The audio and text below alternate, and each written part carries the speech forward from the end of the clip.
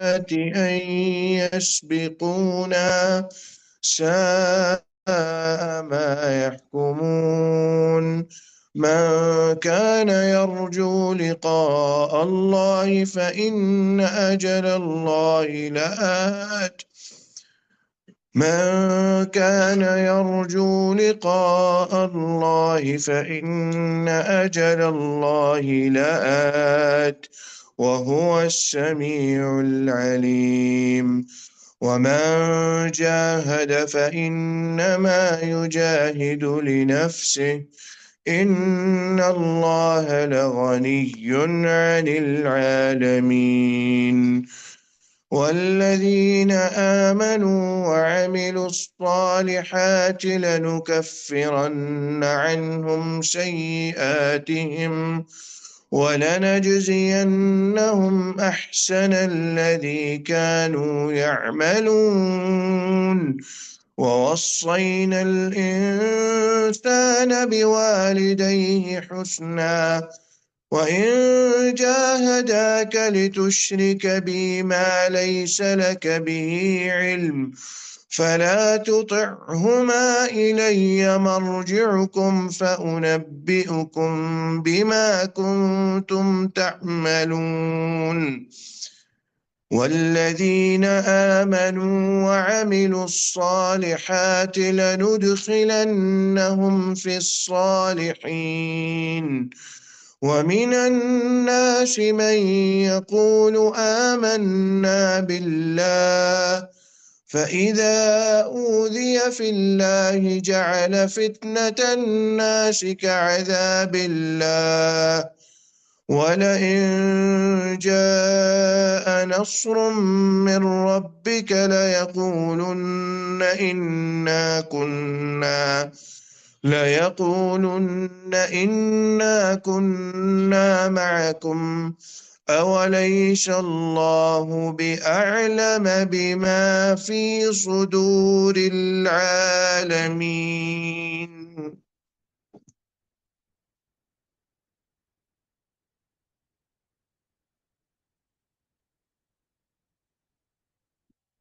أعوذ بالله من الشيطان الرجيم بسم الله الرحمن الرحیم سورہ عنکبوت مکی سورہ ہے اور اس کا جو زمانہ نزول ہے وہ مکہ کا وہ دور ہے جس میں مسلمانوں پہ بہت ہی زیادہ ظلم و ستم ہو رہا تھا۔ جب ابتدا ہوئی اسلام کی تو پہلے 3 سال جو تھے وہ تو نبی صلی اللہ علیہ وسلم نے بہت ہی پہلے جو 3 سال تھے دعوت کے انہیں اہل علم نے خفیہ دعوت کا زمانہ قرار دیا ہے، جس میں نبی صلی اللہ علیہ وسلم دعوت تو دیتے رہے لیکن جو اپنے قریبی لوگ تھے ان کو دعوت دی، اور اس میں بھی ایک تو بات وہی تھی توحید والی قولوا لا الہ الا اللہ، اور دوسرا اس زمانے میں سیرت نگاروں نے لکھا ہے کہ مسلمان 2 نمازیں ادا کرتے تھے، ایک صبح کے وقت اور ایک رات کے وقت، اور اس میں صرف 2 رکعتیں ہوتی تھیں۔ یہ 3 سال کا زمانہ جو ہے اس میں تقریباً 30 یا 35 کے لگ بھگ افراد جو ہیں وہ مسلمان ہوئے، اور یہ وہ لوگ ہیں جو بالکل آزاد اپنی مرضی سے اسلام لائے۔ ان میں آزاد لوگ بھی تھے اور غلام لوگ بھی تھے۔ غلاموں میں خاص طور پہ حضرت بلال اور حضرت عمار بن یاسر، اور جو آزاد تھے یا خاندانی لوگ تھے اس میں حضرت ابوبکر صدیق بھی ہیں، حضرت عثمان بھی ہیں، حضرت ابو عبیدہ بن جراح، حضرت عبد الرحمن بن عوف، یہ تقریباً 30-40 آدمی جو ہیں۔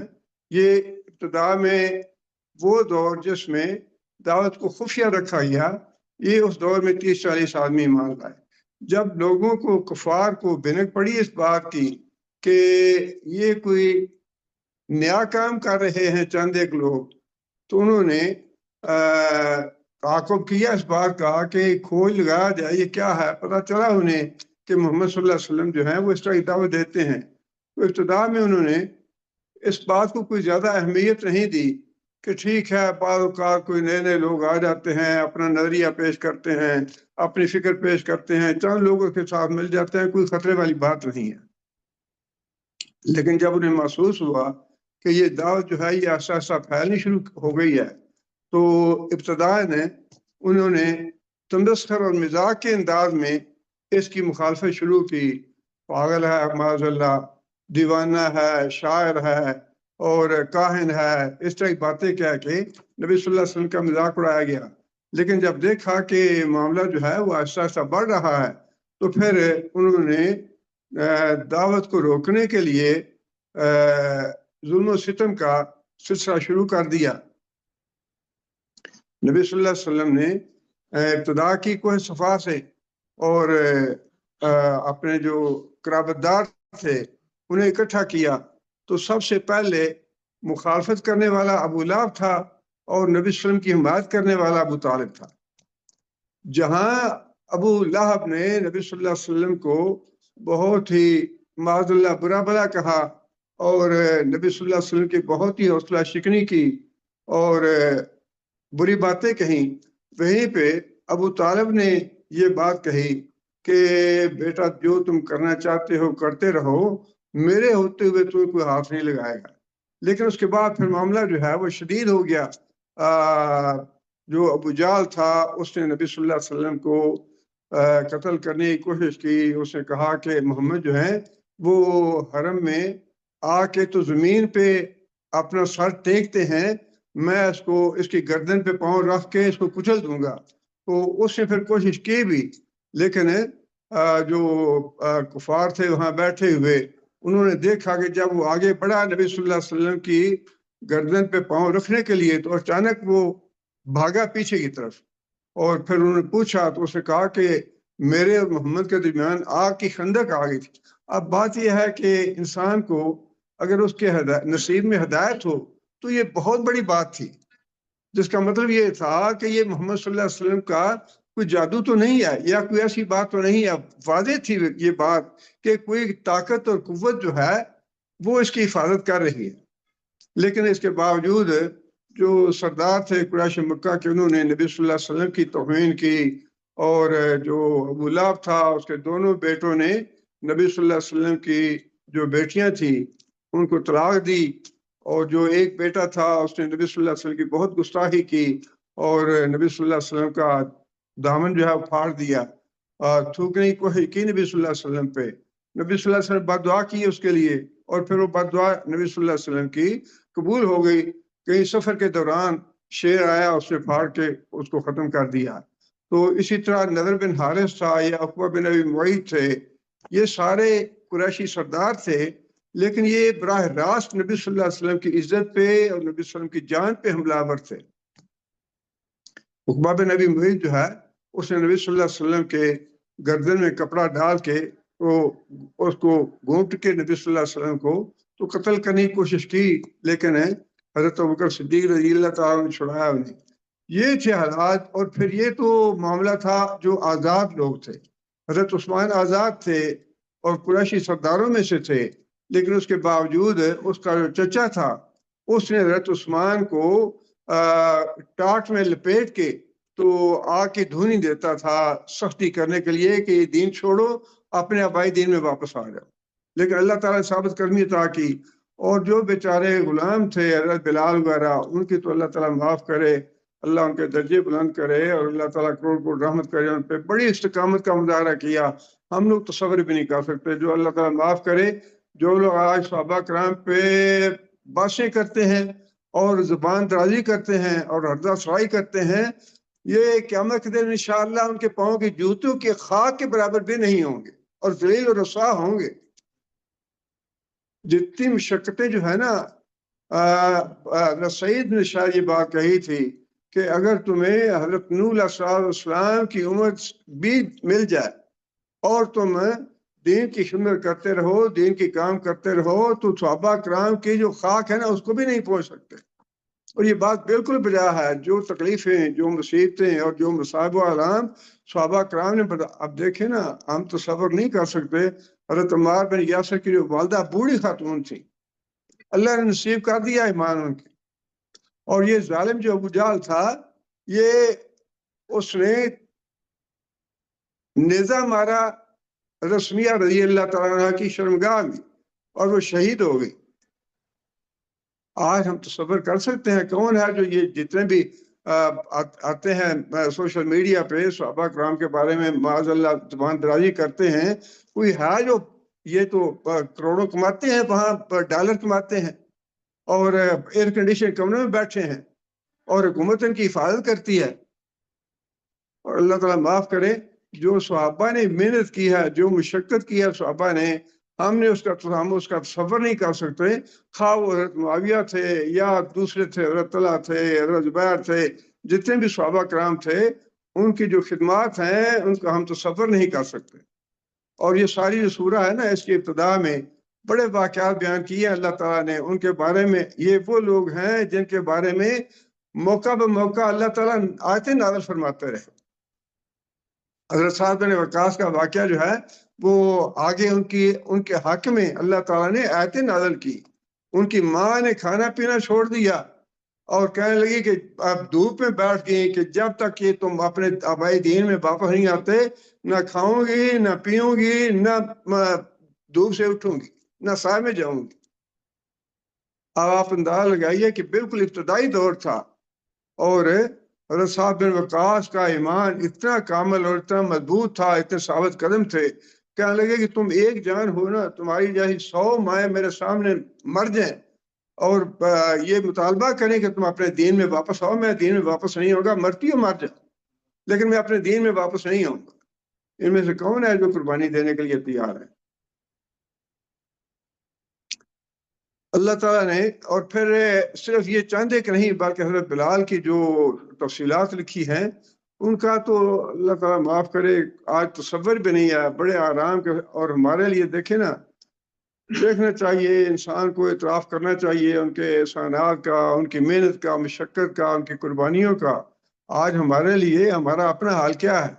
ہمارا اپنا حال یہ ہے کہ 5 نمازیں پڑھنی مشکل۔ یہ جتنے بھی سوشل میڈیا پہ وعدے اور نصیحتیں کرتے ہیں نا، ان کے اپنے ذاتی حالات ذرا دیکھیں جا کے، ان کی ذاتی زندگی کیسی ہے۔ پرتعیش کوئی دنیا کی ایسی نعمت یا کوئی دنیا کے، اور پھر ان کے جو بینکوں میں خزانے دبے ہوئے ہیں وہ ہم لوگ سفر نہیں کر سکتے، لاکھوں نہیں بلین اور ٹریلین کے حساب سے ان کے خزانے ہیں بینکوں میں۔ اور یہ تبصرے کرتے ہیں صحابہ کرام کی زندگی پہ۔ یہ صحابہ کرام کی زندگی پہ تبصرہ کیا ہے سورہ عنکبوت میں اللہ تعالیٰ نے، اور یہ ابتدا ہی یہ سورہ کی، یہ چونکہ اس کا تعلق سورہ کا اسی زمانے سے ہے، اس لیے اس میں صحابہ کرام کے اسی طرز عمل پہ اللہ تعالیٰ نے تبصرہ کیا ابتدا میں، اور مخاطب کیا بعد میں آنے والوں کو۔ اور اس وقت جو صحابہ کرام تھے، بعض اوقات پریشانی، قدرتی بات ہے، پریشان ہوتے تھے صحابہ کرام بھی۔ جو کبھی ایمان والے تھے ان کا وہی پریشان ہو جاتے تھے، اور جو ضعیف ایمان والے تھے وہ تو پھر مجبور کرنے پہ بعض اوقات ایمان چھوڑ کے پلٹ جاتے تھے۔ اور یہ جو خوف نبی صلی اللہ علیہ وسلم خود یہ بات ارشاد فرمائی، انبیاء میں سے جتنا زیادہ مجھے خوف زدہ کیا گیا ہے، جتنا زیادہ مجھے ڈرایا گیا ہے، اس سے زیادہ کسی نبی کو یا کسی رسول کو نہیں ڈرایا گیا، نہ خوف زدہ کیا گیا۔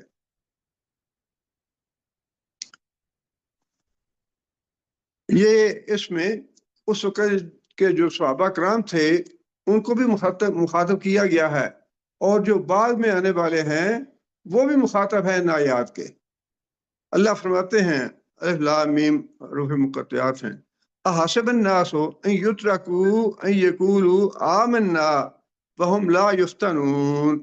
احسب الناس، کیا لوگ یہ گمان کرتے ہیں، ان یترکوا کہ ان کو چھوڑ دیا جائے گا، ان یقولوا آمنا صرف اتنی بات پہ کہ کلمہ پڑھ لیا بس ہی مسلمان ہو گیا، لا الہ الا اللہ پڑھ لیا مسلمان۔ حالانکہ اس زمانے میں لا الہ الا اللہ پڑھنا ایسا نہیں تھا جیسے آج کل کا ہے، لا اللہ بھی پڑھا اور قبروں پہ سجدے بھی کرتے رہے، اس طرح کا نہیں تھا، بلکہ جو پڑھتا تھا پورے شعور کے ساتھ پڑھتا تھا، وہ سمجھتا تھا کہ لات اور عزا جو ہیں بالکل باطل ہیں، ان سے کچھ نہیں ہو سکتا، نہ یہ مشکل کشا ہیں نہ یہ حاجت روا ہیں، یہ بالکل مٹی کے پتھر ہیں، وہ یہ سمجھ کے پڑھتے تھے۔ ان کو بھی اللہ نے یہ بات ارشاد فرمائی کہ یہ جو تم نے کلمے کا اقرار کر لیا ہے، آمنا کہہ رہے ہو، بس اتنے آمنا کہنے پہ ہم تمہیں چھوڑ نہیں دیں گے، بلکہ تمہیں آزمائیں گے، تم پہ مصیبتیں اور آزمائشیں آئیں گی، اور ہم دیکھیں گے کہ آمنا کہنے میں سچا کون ہے اور جھوٹا کون ہے۔ اور پھر آگے اللہ تعالیٰ نے یہ بات بھی ارشاد فرمائی، وَلَقَدْ فَتَنَّا الَّذِينَ مِن قَبْلِهِمْ، کہ تم سے جو پہلے لوگ تھے ان کو بھی ہم نے آزمایا ہے، یہ آزمائشیں ہم نے ان پہ بھی بھیجی ہیں۔ اب یہی بات تھی سورہ احزاب میں، جنگ احزاب جب ہوئی نا، تو جو منافق لوگ تھے انہوں نے یہ بات کہی کہ ہمارے ساتھ وعدہ یہ کیا گیا تھا کہ تم ایمان لے آؤ گے تو کیسے کسی کو فتح کر لو گے، ان کے خزانے تمہارے یہ مال غنیمت بن جائیں گے۔ اور یہاں تو یہ حال ہے کہ اتنا خوف ہے اور اتنا ڈر ہے دشمن کا کہ ہم رفع حاجت کے لیے باہر نہیں جا سکتے۔ اللہ کے رسول نے ہمیں دھوکہ دے دیا، یہ منافقوں کی بات تھی۔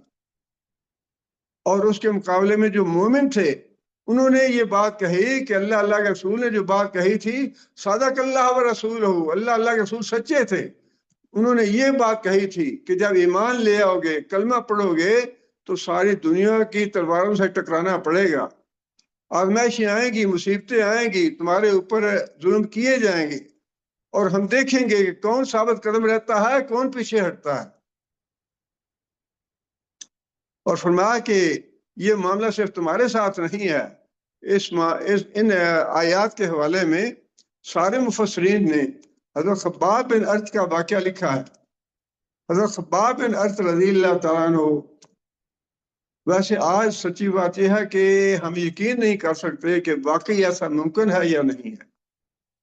لوہار کے غلام تھے یا ملازم تھے، اور وہ حضرت خباب رضی اللہ تعالیٰ عنہ کو کوئلوں کے اوپر لٹا دیتا تھا کہ اپنے دین آبائی میں واپس پلٹو ورنہ اسی طرح مر جاؤ گے۔ لیکن حضرت خباب جو ہے وہ بھی حضرت بلال رضی اللہ تعالیٰ عنہ کی طرح یہی کہتے ہیں کہ احد احد احد کہ اللہ ایک ہی ہے، اللہ ایک ہی ہے۔ وہ جب کلمہ پڑھ لیتے تھے تو ان کے دل میں یہ بات بیٹھ جاتی تھی کہ اب مرنا قبول ہے، آگ میں جلنا قبول ہے، لیکن ہم اللہ کے علاوہ کسی لات کو، بت کو، حضر کو، قبر کو یا دربار کو یا خانقاہ کو یہ کام نہیں کریں گے۔ نہ کوئی اللہ کے علاوہ دربار ہے، نہ خانقاہ ہے، نہ کوئی مزار ہے، کچھ بھی نہیں ہے، بس صرف اللہ کی ذات ہے، اللہ کے علاوہ کچھ نہیں ہے۔ حضرت خباب بن ارت رضی اللہ تعالیٰ عنہ، یہ جو حضرت خباب بن ارت ہیں رضی اللہ تعالیٰ عنہ، جنہوں نے اتنی مشقت اٹھائی، ان کا یہ واقعہ جو ہے اس سورہ کے حوالے سے سارے مفسرین نے بیان کیا ہے کہ نبی صلی اللہ علیہ وسلم، یہ اسی دور کی بات ہے جس دور میں شدید ظلم و ستم سہ رہے تھے مسلمان۔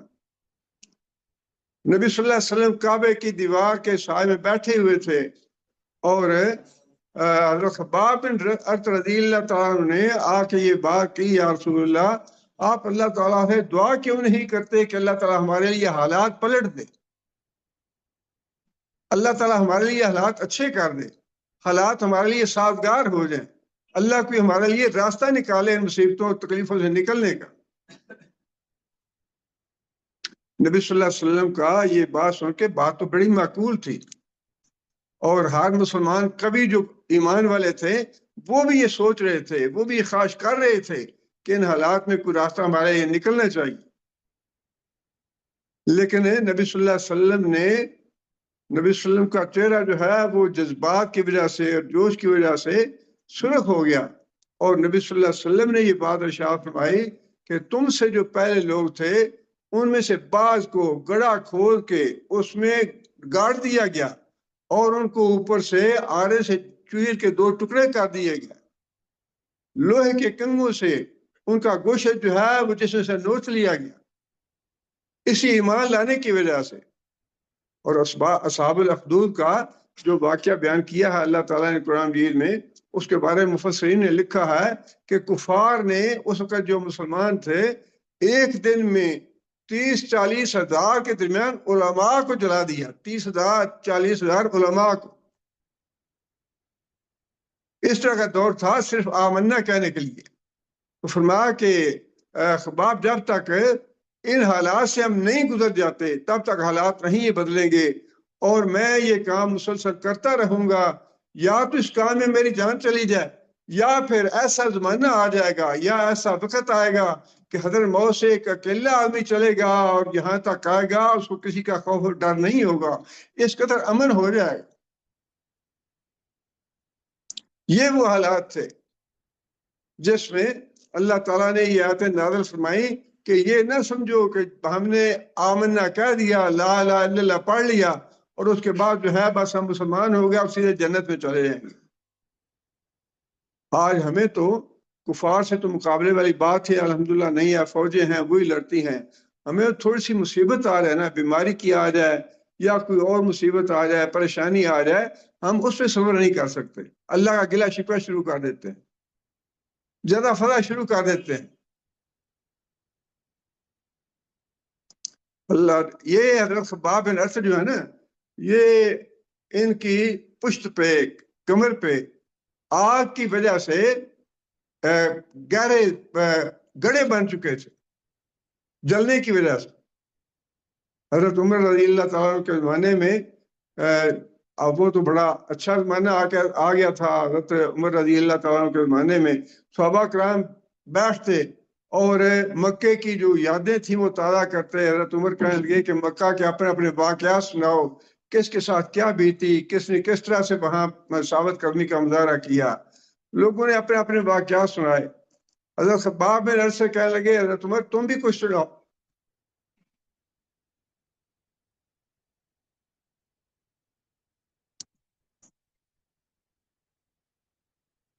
حضرت خباب نے اپنی قمیض اٹھائی، کہنے لگے یا رسول اللہ بات سنانے والے نہیں ہے، آپ یہ میری کمر دیکھ لے کہ میری کمر کیسی ہے،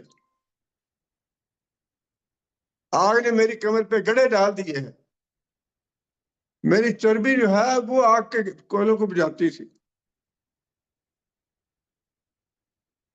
یہ حضرت خباب بن اسد ہیں جنہوں نے یہ بات کہی کہ یا رسول اللہ دعا کریں کہ اللہ تعالیٰ کوئی ایسا معجزہ دکھا دے کہ ہم غالب ہو جائیں اور یہ مغلوب ہو جائیں۔ فرمایا نہیں، ایسے نہیں ہے، یہ اللہ کا قانون نہیں ہے، اس کے لیے محنت اور مشقت کرنی پڑے گی۔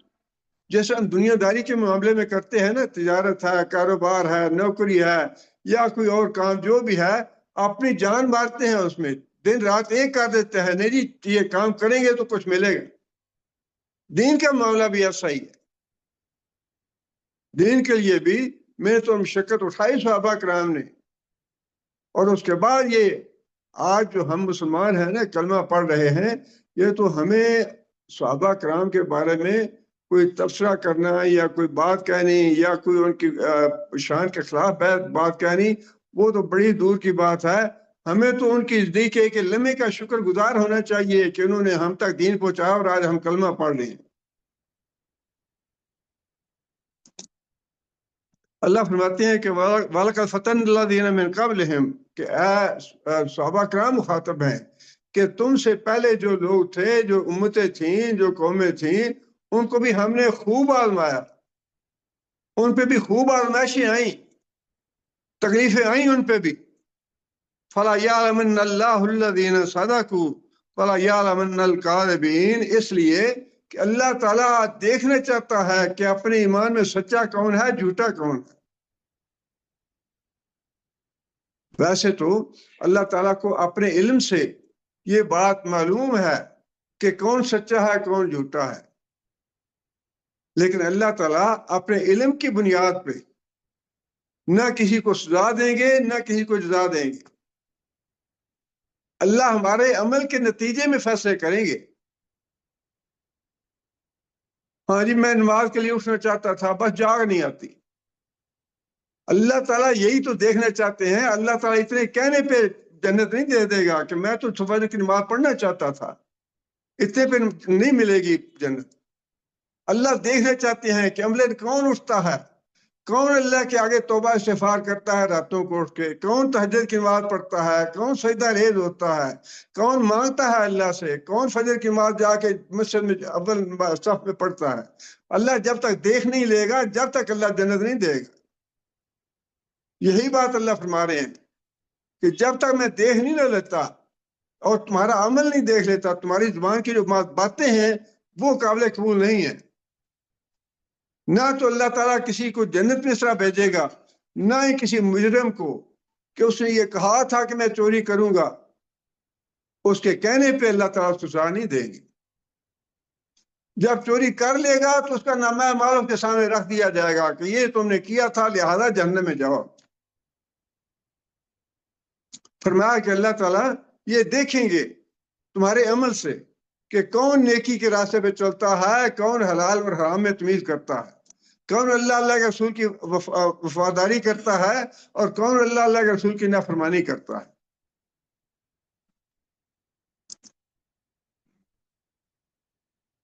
ام حسب الذین یعملون السیئات ان یسبقونا ساء ما یحکمون۔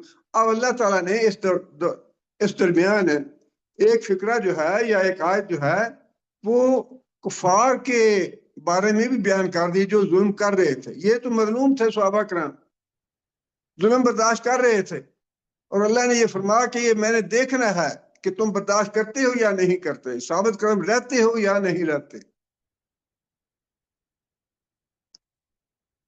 حضرت زنارہ جو تھیں یہ لونڈی تھیں حضرت عمر کے خاندان کی، تو حضرت عمر رضی اللہ تعالیٰ عنہ مارتے تھے بہت، اسے مار مار کے تھک جاتے تو یہ کہتے کہ میں تھک گیا ہوں، اس لیے نہیں چھوڑ رہا تمہیں کہ تم چلی جاؤ یا تمہیں راحت ملے، میں اس لیے چھوڑ رہا ہوں، میں اس لیے آرام کر رہا ہوں یا تمہیں چھوڑ رہا ہوں کہ میں تھک گیا ہوں، میں جب تازہ دم ہو جاؤں گا پھر ماروں گا۔ لیکن یہ زمانہ کفر کا زمانہ تھا، اس وقت بھی وہ ایک خاتون تھی، لیکن جس طرح حضرت سمیہ رضی اللہ تعالیٰ عنہ کو خاتون ہوتے ہوئے بھی اللہ تعالیٰ نے بڑی ثابت قدمی عطا فرمائی۔ بات یہ ہے کہ جب انسان یہ طے کر لے نا کہ میں نے ثابت قدم رہنا ہے، میں نے حرام لقمہ نہیں کھانا، اس پہ یقیناً تھوڑا سا جھنجھوڑتے تو ہیں اللہ تعالیٰ، اس کی آزمائش تو لیتے ہیں۔ میں دیکھتا ہوں کہ یہ اس نے کہا ہے اس پہ پورا بھی اترتا ہے کہ نہیں اترتا، لیکن جب آدمی جھنجھوڑنے کے باوجود، کوئی اس پہ مصیبت آنے کے باوجود اپنی بات پہ سچا رہتا ہے، ثابت قدم رہتا ہے، تو پھر اللہ راستہ بھی نکالتے ہیں اس کے لیے۔ لیکن اگر ایک دفعہ کہہ کہ انسان اچھا یہ حرام ہے نہیں کھائیں گے، پھر اس کے بعد اگر کوئی تکلیف آ جائے اس کی وجہ سے، یا اگر کوئی اس پہ مصیبت آ جائے، کوئی آزمائش آ جائے، کوئی مشقت آ جائے، تو پھر وہ حرام کھانا شروع کر دے، تو اس کا مطلب یہی ہے نا کہ وہ اس آزمائش میں ثابت قدم نہیں رہا۔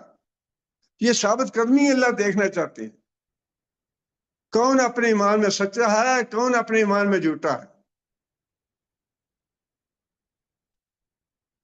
اور پھر جو ظالم تھے ان کو مخاطب کر کے اللہ تعالیٰ نے یہ بات ارشاد فرمائے کہ جو ظلم تم کر رہے ہو یہ نہ سمجھو کہ ہم یہ ظلم دیکھ نہیں رہے، اور یہ نہ سمجھو کہ تم ہم سے بادی میں آگے نکل جاؤ گے۔ آگے نکل جانے سے دونوں باتیں مراد ہیں۔ ایک تو یہ کہ جو میرا منصوبہ ہے یہ ممکن نہیں کہ تم میرے منصوبے کو ناکام کر کے تم کامیاب ہو جاؤ، یہ ممکن نہیں۔ یریدون لیطفئوا نور اللہ بافواہہم واللہ متم نورہ ولو کرہ الکافرون۔ یہ میرے نور کو بجھانا چاہتے ہیں، اللہ اپنے نور کو پورا کرنا چاہتا ہے، اور اللہ کا امر اور اللہ کا منصوبہ ہی پورا ہو کے رہے گا۔ آج کل کے حالات میں بھی جو کچھ ہو رہا ہے نا، اس میں ہمیں بڑا ثابت قدم رہنا چاہیے۔ بڑے لوگوں کے ایمان ڈول چکے ہیں، امت مسلمہ کی جنگ ہو رہی ہے، اسلام اور کفر کی جنگ ہو رہی ہے۔ اسلام اور کفر، ہم اس امت مسلمہ کا سے برات کرتے ہیں جس امت مسلمہ کا ایمان یہ ہے کہ ابو بکر رضی اللہ تعالیٰ عنہ کافر ہے، عمر رضی اللہ تعالیٰ عنہ کافر ہے. جس امت مسلمہ کا ایمان یہ ہے کہ حضرت عائشہ آگ میں ہے اور حضرت عائشہ رضی اللہ تعالیٰ عنہ معاذ اللہ بدکار تھیں، زانی تھیں، اس امت مسلمہ کا حصہ نہیں ہے. ہم اس ہم اس کو اسلام نہیں سمجھتے. وہ سراسر کفر ہے، ویسا ہی کفر ہے جیسی یہودیت کفر ہے، جیسا عیسائیت کفر ہے، جیسا بدھ مت اور ہندوازم کفر ہے، ویسا ہی وہ کفر ہے. کوئی اسلام اور کفر کی جنگ نہیں ہے. ثابت قدم رہے اس بات پہ. بڑے بڑے جو جگاتری ہیں اور بڑے بڑے اپنے آپ کو علماء کہنے والے اور ویڈیو کرنے والے اور اپنے پروگرام بنانے والے سب گمراہ ہو گئے. انہیں جنہیں کلمہ گو ہے نا، ان کی حمایت کرنی چاہیے. کلمہ تو ان کا اپنا ہے. سورہ نور میں اللہ تعالیٰ نے حضرت عائشہ رضی اللہ تعالیٰ کے بارے میں 10 آیتیں نازل کی کہ حضرت عائشہ بری ہے، حضرت عائشہ بری ہے، حضرت عائشہ پاک ہے اور اللہ کا نبی پاک ہے، پاک کے لیے پاک ہیں، اور جو ظالم ہیں یا جو گندے اور خبیث ہیں ان کے لیے گندے اور خبیث ہیں. 10 آیتیں اللہ نے نازل فرمائی ہیں. ان پہ ایمان نہیں ہے. آج بھی جو ہے وہ بدبخت لوگ اپنے بچوں کو سکھاتے ہیں کہو عائشہ فی النار، عائشہ فی النار، عائشہ فی النار. یہ ہے امت مسلمہ، یہ ہے اسلام اور کفر. اور بڑے بڑے دھوکہ دیا جا رہا ہے، ڈرایا جا رہا ہے. اگر یوں ہو گیا تو ہم بھی تباہ ہو جائیں گے، اگر یہ ہو گیا تو ہم بھی چلے جائیں گے. یہ وہی آزمائش ہے جو صحابہ کرام پہ آزمائش آئی تھی. اور سچی بات یہ ہے کہ 90% لوگ گمراہ ہو گئے، اپنا ایمان چھوڑ چکے. 90% لوگ اس جنگ میں 90% لوگ گمراہ ہو گئے. امت مسلمہ کی جنگ ہے. امت مسلمہ کے لیے قربانی دی جا رہی ہے. امت مسلمہ کے لیڈر ہیں یہ. امت مسلمہ کے لیے یہ پورے یہ ہو رہا ہے. کون سی امت مسلمہ؟ کون سا اسلام جس میں یہی صحابہ کرام جنہوں نے آگ پہ جلتے جلتے اسلام کو قائم رکھا، جنہوں نے مکے کی تپتی ریت پہ سارا دن گزار کے اسلام کو قائم رکھا، ثابت قدم رہے، ان کے بارے میں تم کہتے ہو وہ سارے مرتد ہو گئے تھے اور تم مومن ہو؟ یہ محض اپنے دفاع کی جنگ ہے اور کوئی جنگ نہیں ہے. اسلام اور کفر ایسے کوئی تعلق نہیں. ہم اس امت مسلمہ سے بالکل برات کا اظہار کرتے ہیں اور اللہ تعالیٰ کے حضور ہاتھ جوڑ کے یہ بات کہتے ہیں کہ یا اللہ اس امت مسلمہ سے ہم بالکل بری ہیں جو اپنے آپ کو امت مسلمہ کہتی ہے اور ساتھ ابو بکر اور عمر کو کافر اور مرتد کہتی ہے. ابو بکر صدیق تو وہ ہے جس نے نبی صلی اللہ علیہ وسلم کے وفات کے بعد رسالت کا تسلسل جو ہے وہ قائم رکھا 2.5 سال تک. وہ نبوت کا زمانہ شمار کیا جاتا ہے. اس اعتبار سے نہیں کہ نبی صلی اللہ علیہ وسلم حیات تھے، بلکہ نبی صلی اللہ علیہ وسلم کے جو منصوبہ تھا یا جو نبی صلی اللہ علیہ وسلم کے رسالت کے معاملات تھے ان کا تسلسل قائم رکھا حضرت ابوبکر صدیق نے. حضرت ابوبکر صدیق وہ ہیں جنہوں نے یہ کہا تھا کہ جو لشکر اللہ کے رسول نے بھیجا ہے نا اس لشکر کو میں بھیجوں گا اور مجھے خاص چیلیں کھا جائیں، جانور کھا جائیں، میں یہ مسئلہ جو ہے نا یہ نہیں چھوڑوں گا.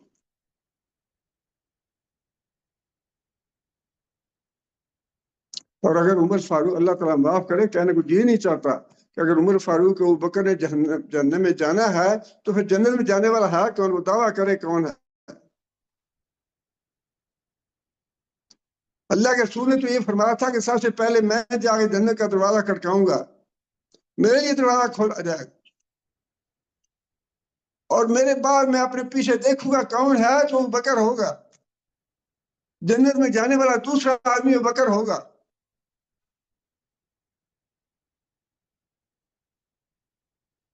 وہ واقعہ ہے تو ضعیف لیکن تاریخوں میں لکھا ہے کہ رات کے وقت آسمان کے ستارے دیکھے حضرت عائشہ رضی اللہ تعالیٰ عنہ نے. پوچھا نبی صلی اللہ علیہ وسلم سے یا رسول اللہ کہ آسمان کے ستاروں کے برابر بھی کسی نیکیاں ہیں؟ فرمایا کہ ہاں عمر کی ہیں. تو حضرت عائشہ رضی اللہ تعالیٰ نے پوچھا یا رسول اللہ میرا باپ؟ فرمایا کہ تمہارے باغ کی وہ ایک رات جو غارِ راہ کے ساتھ میرے ساتھ گزاری تھی، وہ عمر کی ساری نیکیوں میں باری ہے۔ اللہ کے رسول نے خود یہ بات ارشاد فرمائی، مجھے میزان پہ تولا گیا، میں نے خواب میں دیکھا میزان آسمانوں سے نازل ہوا، مجھے تولا گیا اور ساری مخلوق پہ میں بھاری ہوں، میری عزت، میرا احترام اور میرا مقام، میرا مرتبہ جو ہے ساری دنیا سے اعلیٰ۔ اور میرے بعد ابوبکر صدیق کو میزان میں تولا گیا، اور دوسری طرف ساری مخلوق جس میں عمر بھی تھے، عثمان بھی تھے، علی بھی تھے، ساری مخلوق کو دوسرے پڑے میں ڈالا گیا، اور عمر کا جو ہے نا مقام اور مرتبہ وہ بھاری ہو گیا۔ ابوبکر جو ہیں ان کا میزان کا پڑا جو تھا وہ بھاری ہو گیا۔ تم کون سی امت مسلمہ کی بات کرتے ہو؟ کون سے اسلام کی بات کرتے ہو کہ اسلام کی لڑائی تم لڑ رہے ہو؟ لیکن یہ دھوکہ ہے، یہ دھوکے جو ہے نا، یہ جو اللہ تعالیٰ نے فرمایا نا آگے کافروں کے جو قریشی سردار تھے ان کو مخاطب کر کے فرمایا نا، یہ تمہارے جو چالیں ہیں، یہ سیاحت سے مراد وہی چالیں ہیں، سازشیں ہیں جو مسلمانوں کو گمراہ کرنے کے لیے کی جاتی ہیں۔ کافروں کی ایک چال یہ تھی کہ دن کو ایمان لاؤ، رات کو کافر ہو جاؤ، اپنے آبائی دین میں آ جاؤ، رات کو ایمان لاؤ، دن کو کافر ہو جاؤ، اپنے آبائی دین میں آ جاؤ، تاکہ جو لوگ ایمان لائے ہوئے ہیں ان کو شک و شبہ میں مبتلا کر دو۔ یہ ویسا ہی ہے جو آج کہہ رہے ہیں نا کہ امت مسلمہ کی لڑائی ہو رہی ہے، اسلام اور کفر کی لڑائی ہو رہی ہے۔ بے شمار مخلوق جو ہے وہ اس دھوکے میں مبتلا ہو کے گمراہ ہو رہی ہے۔ اپنے ایمان کو پکا رکھیں، جو وکر کو ہمارا ایمان وہی ہے، ہم تو اللہ سے بالکل یہ پکی بات ہے کہ ہم اپنے ایمان کا یا اللہ اظہار نہیں کر سکتے، لیکن یہ کہتے ہیں کہ جو ایمان ابو بکر تھا یا اللہ وہ ہمارا ایمان ہے، جو ایمان عمر کا تھا رضی اللہ تعالیٰ کا، یا اللہ وہ ایمان ہے ہمارا۔ اسی ایمان پہ زندہ رہنا چاہتے ہیں، اسی ایمان پہ مرنا چاہتے ہیں، اور قیامت کے دن حضرت ابوبکر کے ساتھ اور حضرت عمر کا ساتھ اور رفاقت ہم دعا کرتے ہیں اس کو۔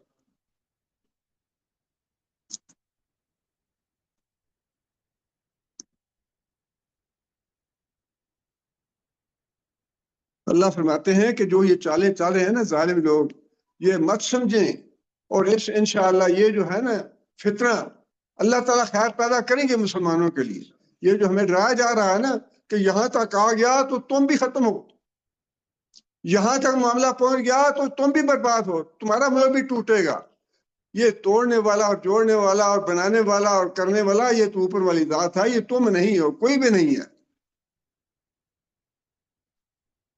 جس نے اس ملک کو بنایا ہے نا وہ ملک وہ اس کی حفاظت بھی کرے گا اگر یہ مومن ہوئے تو۔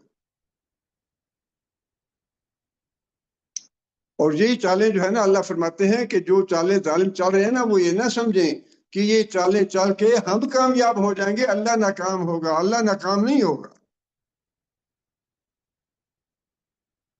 اور دوسری بات جو ہے علماء نے یہ بھی لکھی ہے، یسبقون سے یہ بھی مراد ہو سکتی ہے کہ یہ جو ظالم لوگ ہیں جو مسلمانوں کے راستے میں رکاوٹیں ڈال رہے ہیں، مسلمانوں کے خلاف سازشیں کر رہے ہیں، مسلمانوں کو گمراہ کر رہے ہیں، یہ لوگ یہ نہ سمجھیں کہ یہ میری پکڑ سے دور نکل جائیں گے، آگے نکل جائیں گے، یا ہم ان کو پکڑ نہیں سکیں گے۔ یا معاشرہ جن والانس ان استطعتم ان تنفذوا من اقطار السماوات والارض فانفذوا لا تنفذون الا بسلطان۔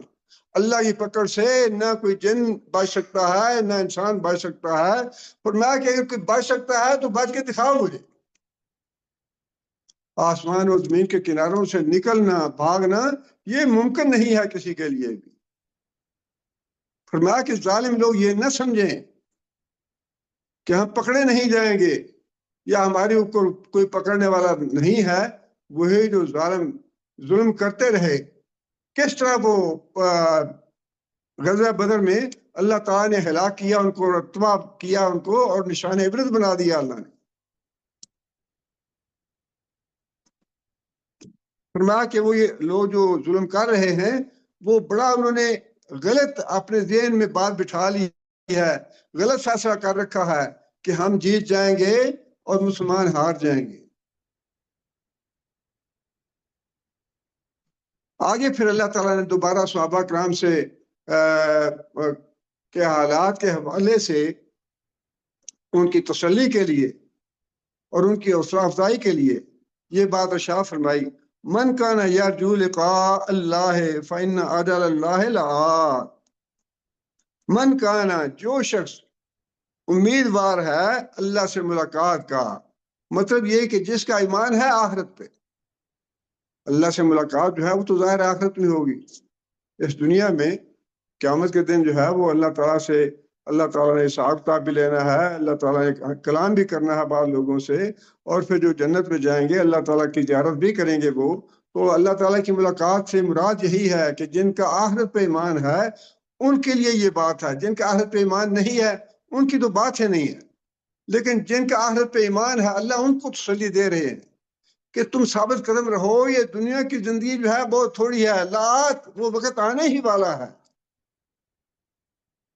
فإن أجل اللہ لآت، اللہ کا مقرر کیا ہوا وقت، مراد ہے قیامت۔ وہ قیامت کا دن یا قیامت کا وقت وہ دور نہیں ہے۔ یہ جو مصیبتیں مشقتیں آئی ہیں دنیا میں، بس اس پہ ثابت قدم رہو، صبر کا مظاہرہ کرو، صبر کرو، اللہ تمہاری مدد کرے گا۔ اور یہ معاملہ کوئی بڑا لمبا نہیں ہے کہ 1000 سال تمہیں یہ مشقتیں اٹھانی پڑیں یا 500 سال مشقتیں اٹھانی پڑیں۔ بس یہی ہے نا، کسی کی عمر 60 سال ہو گئی، 70 سال ہو گئی، 80 سال ہو گئی، یا زیادہ سے زیادہ 100 سال ہو گئی۔ فرمایا کہ یہ اطمینان رکھو کہ یہ بڑا لمبا عرصہ نہیں ہے مصیبتوں کا، تکلیفوں کا اور آزمائشوں کا۔ اگر تمہارا واقعی ایمان ہے آخرت پہ، قیامت پہ ایمان ہے تمہارا، تو یہ یقین رکھو کہ بس قیامت آئی کہ آئی۔ قیامت کا قیام جو ہے 2 حوالوں سے ہے، 2 باتیں ہیں اس میں۔ ایک بات تو یہ ہے کہ جس دن اللہ تعالیٰ بندوں کو قبروں سے اٹھائے گا وہ قیامت کا دن ہے۔ لیکن دوسرا یہ بھی ہے کہ جس وقت انسان کی موت ہو جاتی ہے، جس وقت انسان مرتا ہے، وہی قیامت ہے انسان کی۔ یہ جو فرمایا نا کہ بس قیامت جو ہے وہ آئی کہ آئی، اور قیامت تمہارے سامنے ہے، بالکل قیامت بالکل قریب ہے، یہ تسلی ہے ایک طرح سے۔ اور اس سے مطلب یہی ہے کہ جب انسان مر جاتا ہے تو پھر معاملات قیامت کے شروع ہو جاتے ہیں۔ جب تک ہم دنیا میں زندہ ہیں نا، جب تک یہ کچھ آزادی ہے کہ جو عمل کرنا چاہے، اچھا یا برا، نیک برائی، اچھا تقوی خیر، جو کچھ بھی کرنا چاہتا ہے، یہ بس تھوڑے سی عرصے کے لیے ہے۔ اور اس میں اگر نیکی اختیار کرنے میں، تقوی اختیار کرنے میں، حلال کھانے میں کوئی مصیبت آتی ہے، پریشانی آتی ہے، اللہ تسلی دے رہے ہیں کہ یہ زیادہ لمبا عرصہ نہیں ہے، برداشت کر لو، صبر کر لو۔ اور فرمایا کہ جو مسلمان ہیں جن پہ ظلم ستم ہو رہا ہے، ان کو اس بات پہ اطمینان رکھنا چاہیے کہ تمہارا آخرت پہ ایمان ہے، اور آخرت جو ہے وہ بالکل آنے والی ہے۔ آخرت آتے ہی اللہ تعالیٰ کی طرف سے تمہیں نعمتیں ملیں گی، جو اللہ نے وعدے کیے ہیں تمہارے ساتھ، اللہ وہ پورے کرے گا۔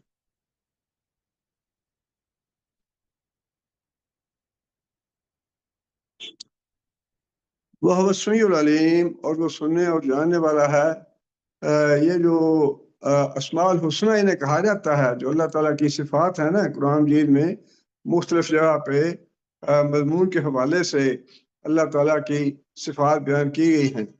ویسے ہم ان کا معنی کر کے، ترجمہ کر کے گزر جاتے ہیں، کبھی اس پہ توجہ نہیں کی کہ یہاں سمیع کیوں آیا ہے، علیم کیوں آیا ہے، اور سمیع کا مفہوم کتنا وسیع ہے، علیم کا مفہوم کتنا وسیع ہے۔ ان کا جاننا جو ہے وہ بڑا ضروری ہے۔ یہ جو اسماء الحسنہ ہیں ان کی جو تفسیر، تشریح اور وضاحت یہ جان لیں تو پھر واقعی بہت ہی زیادہ انسان کا عقیدہ توحید پختہ ہوتا ہے۔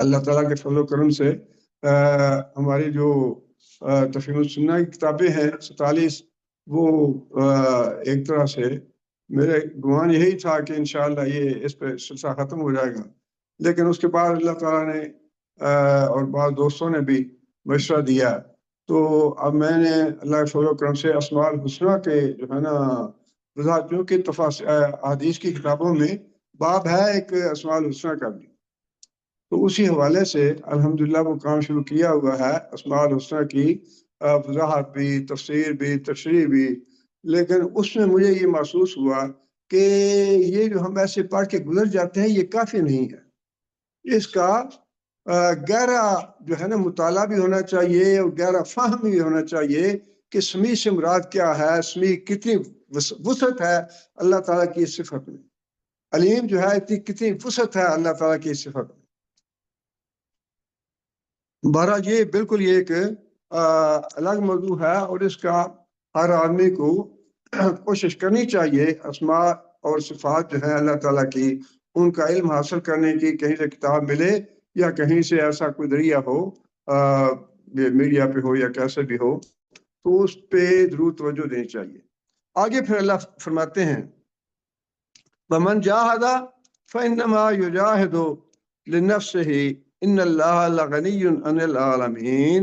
ومن جاہد، اب وہ چونکہ مجاہدہ کر رہے تھے صحابہ کرام، اب یہی بات ہے کہ اللہ تعالیٰ نے تو جہاں کہیں ذکر آیا ہے نا، صحابہ کرام کی اتنی اللہ نے تعریف فرمائی ہے، صحابہ کرام کی اتنی حوصلہ افزائی فرمائی ہے اور اتنی تحسین فرمائی ہے صحابہ کرام کی کہ بعد میں آنے والے کو کسی کو بھی صحابہ کرام کے بارے میں زبان کھولنا جو ہے وہ تو بڑی دور کی بات ہے، تصور تک نہیں کرنا چاہیے کوئی اس طرح کا، جس طرح کی زبانیں تان دراز کرتے ہیں یا جس طرح کی حرضہ فرائی کر رہے ہیں، جس طرح کی بکواس کر رہے ہیں اور جس طرح کی اپنے آپ عدالتیں لگا رکھی ہیں، یہ ٹھیک ہے، یہ غلط ہے، اس نے اچھا کیا، اس نے برا کیا، یہ اللہ تعالیٰ معاف کرے، یہاں تک معاملہ پہنچ گیا ہے کہ صحابہ کرام میں سے بعض کو جہنمی قرار دینا شروع کر دیا گیا،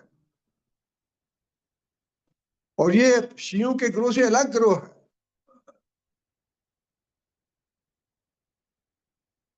کتنی اللہ کے غضب کو اور اللہ کے غصے کو بھڑکانے والی بات ہے۔ اللہ فرماتا ہے کہ ان لوگوں نے مجاہدہ کیا، ان لوگوں نے کوشش کی دین اسلام کے لیے، ان لوگوں نے جانیں قربان کی اسلام کے لیے، زبان سے بھی جہاد کیا، مال سے بھی جہاد کیا، اپنی جان سے بھی جہاد کیا، ہر طریقے سے جیسے بھی ممکن تھا وہ جہاد کیا سب نے۔ لیکن آگے یہ اللہ فرماتے ہیں یہ بھی صحابہ کرام کی ایک طرح سے حوصلہ افزائی بھی ہے اور ان کی تسلی بھی ہے کہ یہ نہ سمجھو کہ تمہارا یہ جہاد، تمہاری یہ محنت اور مشقت ضائع ہو جائے گی، ضائع نہیں ہوگی، اس کا فائدہ ہوگا تمہیں، اس کے بدلے میں تمہیں اللہ کی نعمتیں اور اللہ کی رضا حاصل ہوگی۔ جو بھی آدمی اللہ کے دین کے لیے کچھ بھی کرتا ہے وہ یہ نہ سمجھے کہ اللہ تعالیٰ کے دین کے لیے کی ہوئی محنت جو ہے وہ ضائع ہوگی، اس کا اجر و ثواب اللہ کے ہاں محفوظ ہے، خواہ وہ کتنا چھوٹے سے چھوٹا عمل کیوں نہ۔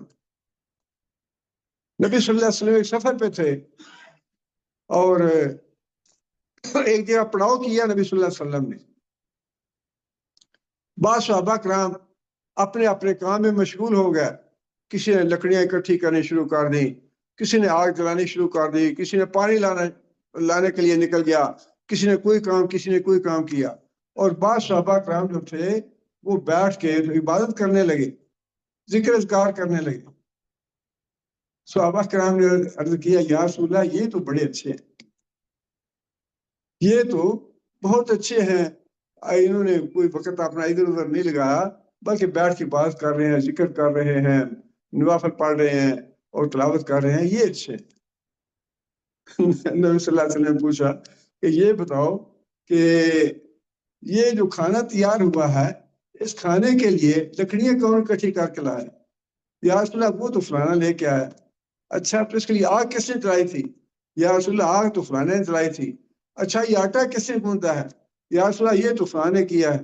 اچھا یہ جو ہنڈیا ہے یہ کس نے پکائی ہے؟ یا رسول اللہ یہ وہ تو فلانے نے پکائی ہے۔ تو فرمایا پھر صاحب جب وہ سارا یہ لے گئے، صاحب تو ان کو ہے جنہوں نے ان کے لیے ان کی خدمت کی ہے، اگر وہ یہ خدمت نہ کرتے تو یہ بیٹھ کے صاحب نہ کرتے، یہ کام نہ کرتے، صاحب تو ان کے لیے بھی اتنا ہی ہے۔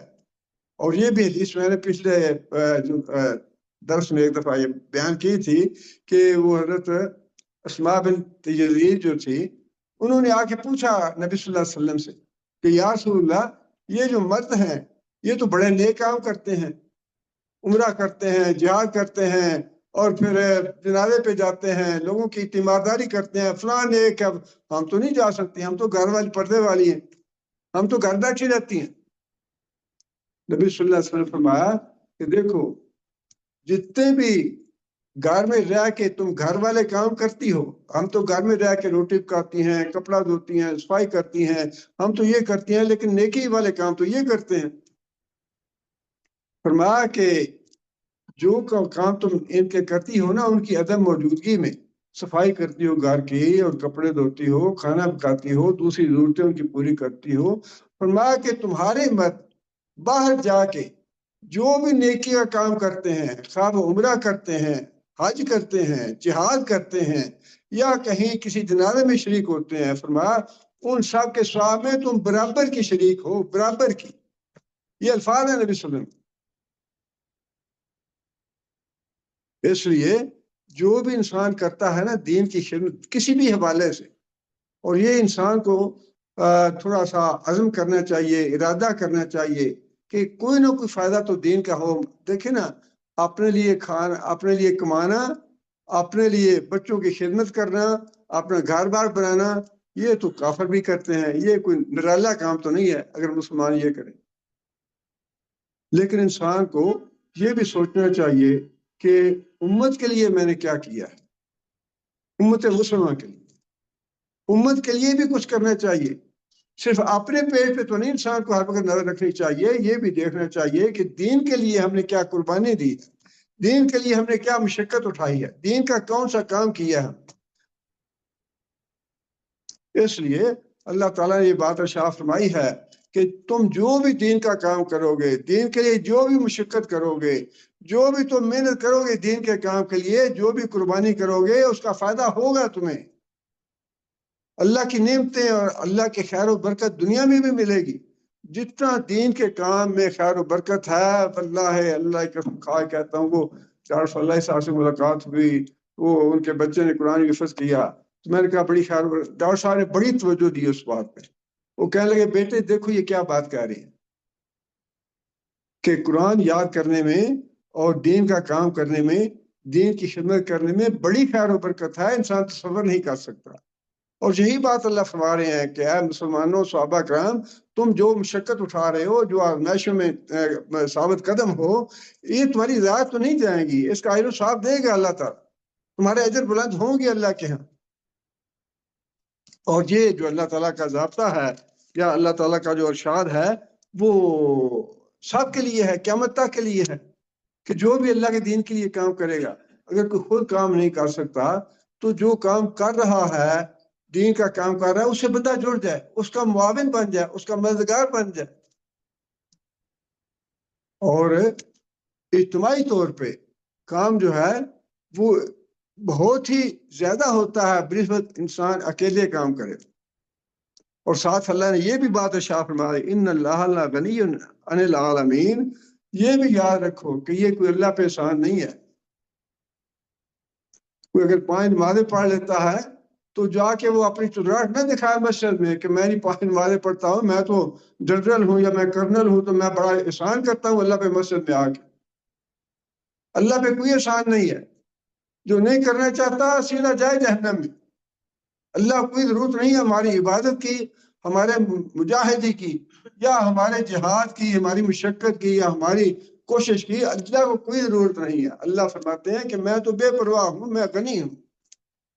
اور نبی صلی اللہ علیہ وسلم نے یہ بات بھی ارشاد فرمائی کہ اللہ فرماتا ہے، حدیث قدسی ہے یہ، اللہ فرماتا ہے کہ جتنے بھی مخلوق ہے میری، روز ازل سے لے کر روز ابد تک، اگلے بھی اور پچھلے بھی، جن بھی اور انسان بھی، سارے کے سارے اگر متقی ہو جائیں، پرہیزگار ہو جائیں، موحد بن جائیں، اللہ کے دین کے لیے قربان ہو جائیں، فرمایا کہ میری بادشاہ پہ ذرہ برابر اضافہ نہیں ہوگا، میری ذات کو کوئی فائدہ نہیں ہے، اللہ کی ذات تو غنی ہے۔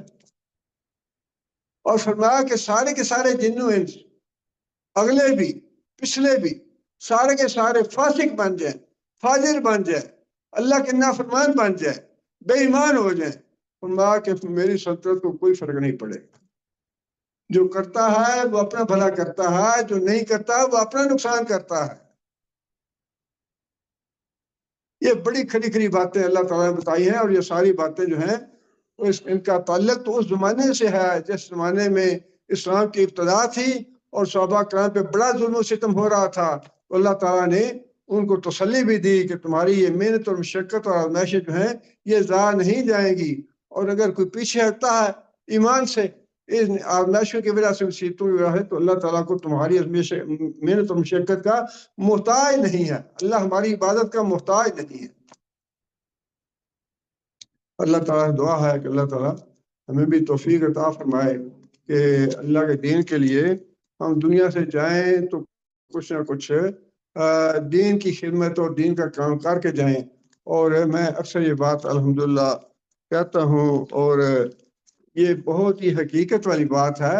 یہ مال اس لیے نہیں ہے کہ الحمدللہ اللہ کے فضل و کرم سے یہ کتابوں کا جتنا بھی کام ہوا ہے اس میں آپ لوگوں کا سب کا بہت حصہ ہے۔ آپ سب کا الحمدللہ اس میں شعر ہے، اس میں الحمدللہ جو ہم اجتماعی طور پہ اکٹھے بھی ہوتے ہیں اور پھر اس کے لیے پلاننگ کرتے ہیں، منصوبہ بندی کرتے ہیں، بعض وہ کنٹریبیوٹ کرتے ہیں، ماشاءاللہ۔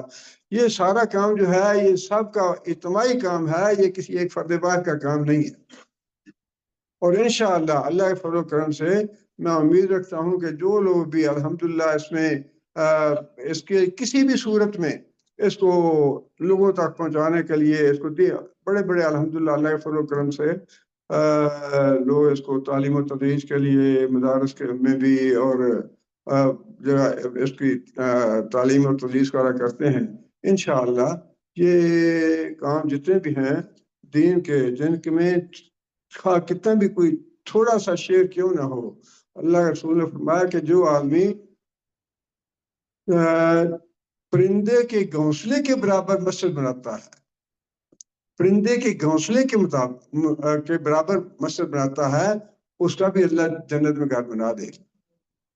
اللہ تو ذرا برابر بھی، بلکہ اللہ تعالیٰ مہربان اتنے ہیں کہ فرمایا کہ 10 گنا سے لے کر 700 گنا تک میں بڑھا دیتا ہوں نیکی۔ اللہ تعالیٰ ہمیں نیک عمل کرنے کی توفیق عطا فرمائے۔ سبحان ربک رب العزت عما یصفون وسلام والحمد للہ رب العالمین۔ أعوذ بالله من الشيطان الرجيم، بسم الله الرحمن الرحيم، ألف لام ميم، أحسب الناس أن يتركوا أن يقولوا آمنا وهم لا يفتنون، ولقد فتنا الذين من قبلهم فليعلمن الله الذين صدقوا وليعلمن الكاذبين.